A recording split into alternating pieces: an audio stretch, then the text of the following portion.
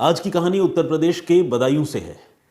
बदायूं की एक सुनसान सड़क पर 30 और 31 जुलाई की दरमियानी रात को एक लड़के के साथ एक अनहोनी हो गई।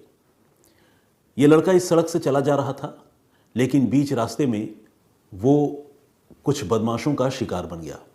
हुआ ये कि देर रात को उसे बहुत ही बुरी तरह जख्मी हालत में, लहूलुहान हालत में लोगों ने देखा और उठाकर उसे नज़दीक के अस्पताल लेकर गए। उसके जिस्म पर चाकुओं के कई निशान थे और डॉक्टरों ने उसे एग्जामिन करके ब्रॉड डेड करार दिया, यानी बताया कि अस्पताल लाए जाने से पहले ही उसकी मृत्यु हो चुकी है। लड़के का नाम था अभिषेक। लड़के के पास जो भी बिलोंगिंग्स थे, यानी रुपए पैसे, मोबाइल फ़ोन और दूसरी कीमती चीज़ें, वो सारी चीज़ें गायब थी। उसके पास एक बैग था जिसमें कुछ कपड़े थे, वो वैसे ही पड़े हुए थे, लेकिन उसे देखकर लगता था कि उस बैग की भी लोगों ने तलाशी ली है। तो जिस तरह से इस लड़के पर एक के बाद एक चाकुओं के हमले हुए और जिस तरह से उसकी वैल्यूएबल चीज़ें गायब हो गई, उसे देखकर पहली नज़र में ये मामला लूटपाट के लिए कत्ल का लग रहा था। पुलिस को जब इस घटना की जानकारी मिली तो पुलिस मौका वारदात से लेकर अस्पताल तक हर जगह पहुंची। उसने अलग अलग जगह से अलग अलग सबूत, जानकारी इकट्ठा की और इस मामले की तफ्तीश शुरू की। पुलिस ने डेड बॉडी को पोस्टमार्टम के लिए भी भिजवाया और साथ ही आसपास के इलाके में ऐसे किसी नौजवान के बारे में जानकारी जुटाने लगी जिसके साथ ये हादसा हुआ था। उसके घर वालों को लोकेट करने की पुलिस कोशिश करने लगी और पुलिस को इसमें कामयाबी भी मिली। जल्दी पुलिस को पता चला कि वो लड़का बदायूं का ही रहने वाला है और जिस सड़क पर यह घटना हुई थी वहाँ से उसका घर कुछ ही दूरी पर मौजूद है और ऐसे में वो अपने घर जा रहा था। इस तरह की जानकारी भी पुलिस को अपनी छानबीन में पता चली। अब जब लड़के की पहचान हो गई, अब जब पुलिस को ये पता चला कि ये वारदात जिसके साथ हुई है वो कौन है, तो पुलिस ने फिर उसके घर वालों से बातचीत की। पुलिस ज़्यादा से ज़्यादा जानकारी जुटाना चाहती थी कि लड़के की किससे दुश्मनी हो सकती है, किससे दोस्ती हो सकती है, लेकिन घर वाले किसी से दुश्मनी की बात से शुरू में इनकार कर रहे थे।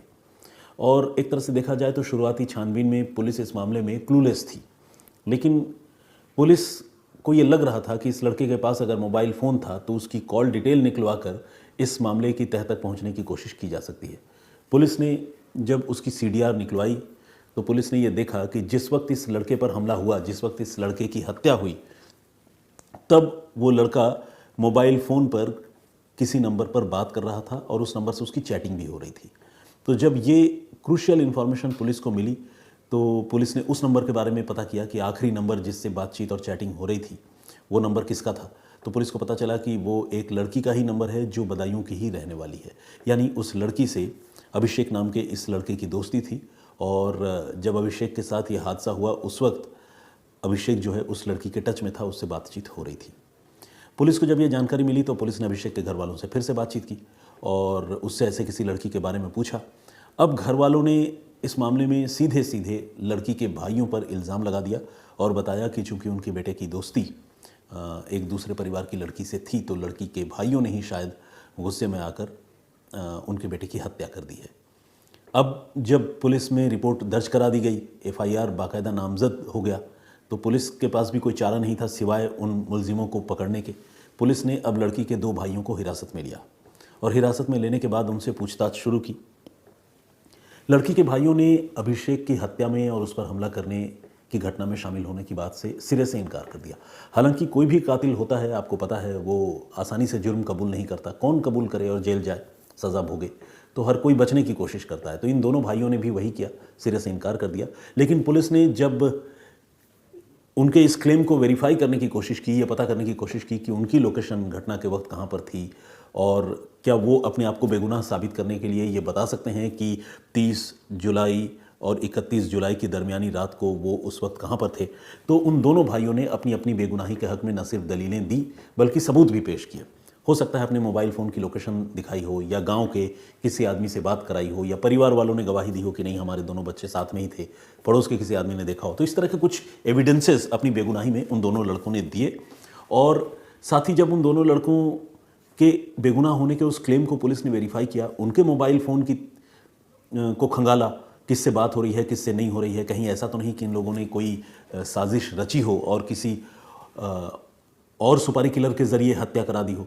तो उन चीज़ों को भी पुलिस ने वेरीफाई किया, लेकिन सारी बातों को वेरीफाई करने के बाद पुलिस इस नतीजे पर पहुंची कि इन दोनों भाइयों का, लड़की के दोनों भाइयों का अभिषेक के कत्ल से कोई लेना देना नहीं है। अब जब पुलिस की तफ्तीश में एक तरह से दोनों लड़कों को क्लीन चिट मिल गई, तो दोनों लड़कों के लिए तो ये राहत की बात थी, लेकिन पुलिस के लिए नई चुनौती खड़ी हो गई। नई चुनौती ये खड़ी हो गई कि अगर इन दोनों भाइयों ने अभिषेक की हत्या नहीं की तो अभिषेक की हत्या किसने की? क्या वाकई ये हत्या लूटपाट के लिए हुई? क्योंकि पहले तो पुलिस को ये मामला लूटपाट का ही लग रहा था, लेकिन बाद में फिर पुलिस को लगने लगा कि शायद लव अफेयर का मामला है। अब जब लव अफेयर की थ्योरी खत्म हो गई तो पुलिस को फिर से लूटपाट वाली थ्योरी पर काम करना पड़ा। लेकिन पुलिस के मन में एक खटका ये भी था कि अगर लूटपाट के लिए ही ये कत्ल हुआ तो ऐसा कौन सा खजाना लेकर अभिषेक जा रहा था कि लूटपाट के लिए कोई उस पर इस तरह से हमला करता कि चाकू से वार करके उसकी जान ले लेता। तो ये भी बात पुलिस सोच रही थी।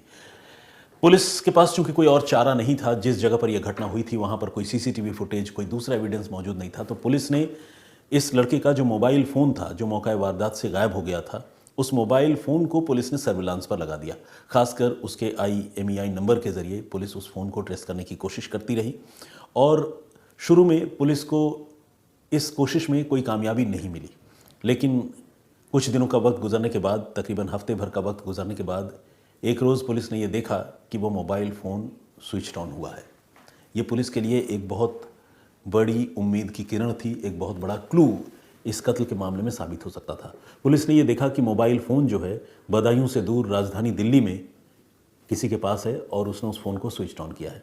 पुलिस ने यह भी देखा अपने सर्विलांस के प्रोसेस में कि वो उस फ़ोन में इस लड़के का जो पुराना नंबर था वो नंबर एक्टिव नहीं है, बल्कि कोई नया सिम कार्ड डाला गया है और नए नंबर से उस फ़ोन को चालू किया गया है। पुलिस ने अब देर नहीं की, बदायूं पुलिस ने सीधे दिल्ली पुलिस से कांटेक्ट किया और उस जगह तक पहुंची जहां पर इस फ़ोन को कोई इस्तेमाल कर रहा था, कोई उसे यूज़ कर रहा था। पुलिस ने उस आदमी को फ़ौरन पूछताछ के लिए हिरासत में लिया, लेकिन हिरासत में लेने के बाद पुलिस को फिर झटका लगा। झटका ये लगा कि वो आदमी अभिषेक की हत्या और उसका फ़ोन यूज़ किए जाने की बात से पूरी तरह से अनअवेयर था। उसे कोई जानकारी नहीं थी कि वो जिसका फ़ोन यूज़ कर रहा है उसके पीछे कितनी ख़तरनाक कहानी छुपी हुई है। पुलिस ने जब उससे पूछा तो उसने कहा कि उसने तो ये फ़ोन सिर्फ 4,000 रुपये में वसीम नाम के एक लड़के से ख़रीदा है। अब जब वो लड़का बेगुनाह है जिससे पुलिस पूछताछ कर रही थी मोबाइल फ़ोन यूज़ करने की वजह से, जब पुलिस को इस बात का कन्फर्मेशन हो गया तो पुलिस ने फिर वसीम की तलाश शुरू की और वसीम के बारे में इस फ़ोन खरीदने वाले बंदे से जितनी जानकारी मिल सकती थी पुलिस ने जुटाई और फिर जल्द ही वसीम पुलिस की हिरासत में था। अब पुलिस ने वसीम से पूछा कि भाई क्या मामला है, 4,000 रुपये में फ़ोन तुमने किसी को बेचा है, उस फ़ोन का कत्ल के मामले में और लूटपाट के मामले में उस फ़ोन की हमें तलाश थी, तो तुमको वो फ़ोन कहाँ से मिला? वसीम के पास इस सवाल का कोई कंक्लूसिव या कोई संतोषजनक जवाब नहीं था। ऐसे में पुलिस ने वसीम से सख्ती की और जब सख्ती की तो पता चला कि अभिषेक की हत्या में वसीम का हाथ है और अकेले वसीम नहीं बल्कि उसके 3 और दोस्त इस मामले में शामिल हैं, जिनमें एक का नाम है ज़ीशान, एक का नाम है उमेंद्र और तीसरे दोस्त का कोई एक और नाम है जो मुझे इस वक्त पता नहीं। तो इन 4 लड़कों ने मिलकर उस रात को लूटपाट के इरादे से अभिषेक की हत्या की थी। ये बात वसीम ने कबूल कर ली। इसके बाद वसीम की निशानदेही पर पुलिस ने एक एक करके उमेंद्र, ज़ीशान और तीसरे दोस्त को भी गिरफ्तार किया। इनसे जब पूछताछ हुई तो इन्होंने कहा कि वो इजी मनी चाहते थे और उनको लगता था कि रुपए पैसे उनके पास होने चाहिए मौज मस्ती करने के लिए और इसी इरादे से वो किसी सॉफ्ट टारगेट की तलाश में थे। किसी ऐसे आदमी को लूटना चाहते थे जो अकेला हो, जो विरोध न कर सके। और इसी कड़ी में वसीम ने तकरीबन 100 रुपये खर्च करके एक चाकू भी खरीदा था और उस चाकू को साथ में लेकर इन 4 दोस्तों ने लूटपाट की प्लानिंग की और जैसा कि मैंने आपको बताया, बदायूं ज़िले के दातागंज कोतवाली थाने की हद में एक सुनसान सड़क पर वो घात लगाकर 30 जुलाई की रात को किसी भी मुसाफिर के गुजरने का इंतज़ार कर रहे थे। उनको ये लग रहा था कि अगर यहाँ से कोई जाता है तो उसे लूटपाट करेंगे। बदकिस्मती से अभिषेक जो है वो अपने घर लौट रहा था रात के वक्त। उसके साथ एक पिट्ठू बैग था जिसे बैकपैक भी कहते हैं और साथ ही वो मोबाइल फ़ोन पर अपनी गर्लफ्रेंड के साथ बातचीत करता हुआ, चैट करता हुआ चला जा रहा था। अभिषेक को जब इन लुटेरों ने देखा तो उन्होंने सबसे पहले अपनी बाइक से अभिषेक को टक्कर मारी और जब अभिषेक ज़मीन पर गिर गया तो वसीम और उसके बाकी 3 दोस्तों ने मिलकर उसे लूटपाट के लिए डराना शुरू किया, उसे चाकू दिखाया। लेकिन अभिषेक जो है वो बड़ा हौसले वाला लड़का था। उसने वसीम को पकड़ लिया और उससे चाकू छीनने की कोशिश करने लगा ताकि उस पर जो है ये लोग हमले न कर सके। लेकिन एक तरफ एक अकेला लड़का और दूसरी तरफ 4 ऐसे लड़के जो कानून को अपने हाथ में लेने लूटपाट करने के लिए तैयार हैं। तो इन 4 लड़कों ने मिलकर वसीम को ओवर पावर कर लिया और लूटपाट के क्रम में अभिषेक के साथ, माफ़ कीजिएगा, अभिषेक को ओवर पावर कर लिया और अभिषेक के साथ वसीम और उसके दोस्तों की लूटपाट के क्रम में ऐसी झड़प हुई कि उन चारों ने मिलकर अभिषेक की चाकुओं से गोदकर हत्या कर दी। उसके बाद उसका मोबाइल फ़ोन और दूसरी कीमती चीज़ें वहाँ से छीनकर ये सारे लड़के फरार हो गए। तो ये थी पूरी कहानी। महज एक मोबाइल फ़ोन और चंद रुपयों के लिए इन्होंने एक लड़के की जान ले ली और उस मोबाइल फ़ोन को भी उन्होंने बेचा सिर्फ 4,000 रुपये में। आप सोचिए इंसान की ज़िंदगी की क्या कीमत है और क्या मोल इन 4 लड़कों ने लगाया कि इतनी छोटी सी बात के लिए या सिर्फ अपनी मौज मस्ती या अपने सुख के लिए उन्होंने एक हंसते खेलते परिवार को तबाह कर डाला, किसी की ज़िंदगी छीन ली। सुनकर भी बड़ी तकलीफ़ होती है। जितनी बार भी इस तरह की कहानियाँ या इस तरह के वाक़ये सुनता हूँ और आप लोगों को सुनाता हूँ, बेशक ऐसा लगता हो कि क्राइम रिपोर्टर्स हैं, रोज़ की बात है, लेकिन हर बार ये चीज़ें तकलीफ़ तो पहुँचाती है। जब भी आप सोचें कि किसी के साथ ऐसा हुआ और आप विजुअलाइज़ करें कि अगर अभिषेक की जगह मान लीजिए मैं अपने ऊपर रख कर सोचता हूँ, अगर मैं होता तो मैं क्या करता। तो ये सब बड़ी बेचैन करने वाली चीज़ें हैं। खैर, जब बात छिड़ी है तो आपको बताऊं, अभिषेक की जगह अगर मैं होता ना तो मैं तुरंत उन लोगों से बात करने की कोशिश करता। हालांकि कई बार लुटेरे इतने जालिम होते हैं और वो सुनने के लिए भी तैयार नहीं होते, मारपीट और हत्या करके ही लूटपाट करते हैं, लेकिन फिर भी कोशिश ये होनी चाहिए कि उनसे बातचीत हो और अगर आपके पास कोई कीमती चीज़ है तो आप उन्हें दे दें। जान बची तो लाखों पाए वाली बात है और आप फिर अपने रास्ते चलें। अगर ऐसा करने की कोशिश करेंगे तो कभी भी अगर कोई ऐसा अप्रत्याशित घटना आपके साथ या मेरे साथ किसी के साथ भी होती है तो शायद उससे पार पाया जा सकता है। लेकिन अगर आप यहाँ पर कन्फ्रंट करेंगे, लड़ेंगे, तो शायद ये फैसला गलत होगा। मैं किसी को बुज़दिल बनने की सलाह नहीं दे रहा हूँ, नहीं कोई कायरता